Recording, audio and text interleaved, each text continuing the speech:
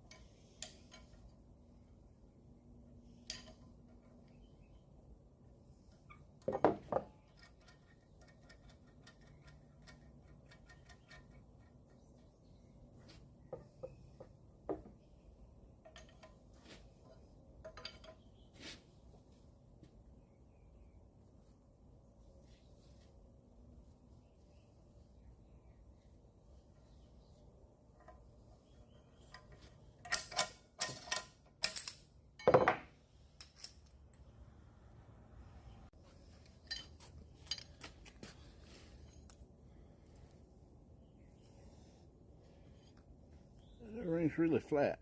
It's not blown out now. Alright, this is the number 3 cup. All the O-rings were hard, but this is where our real problem was.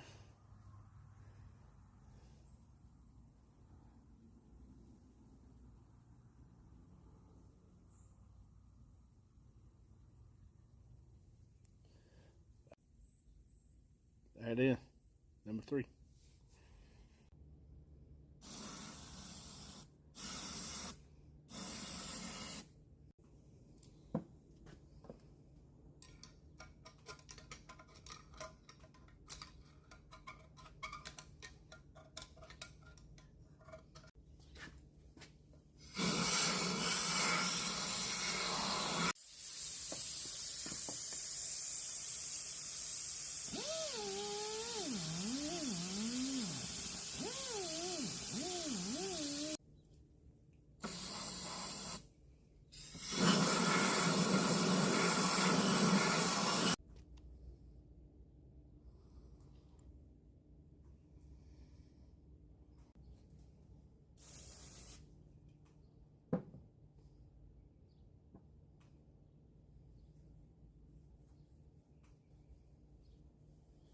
Make sure we prime that for that Loctite.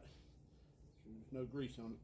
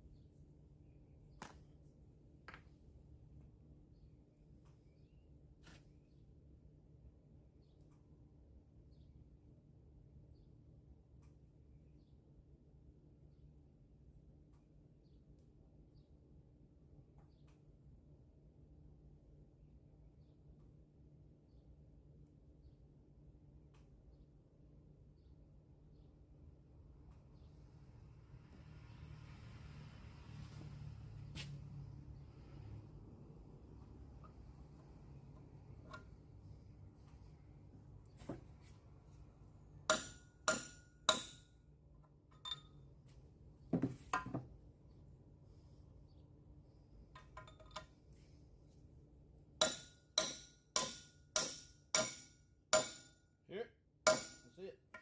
It's all the way down when it bounces like that.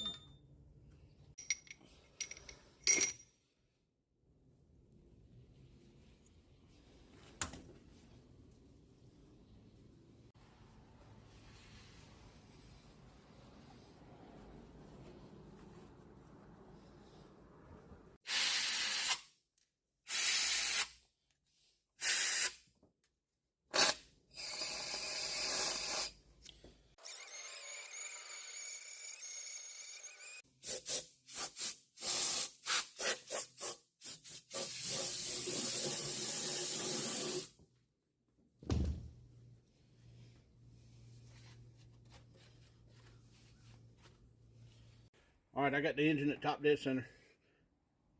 Piston 1 and 6 are both up. But the way we can tell we're on the compression for number 1 is both the cam followers are even. So that means that the valves are closed on number 1 and there's lash. And then on number 2, our exhaust valve is open, so it's mashed down.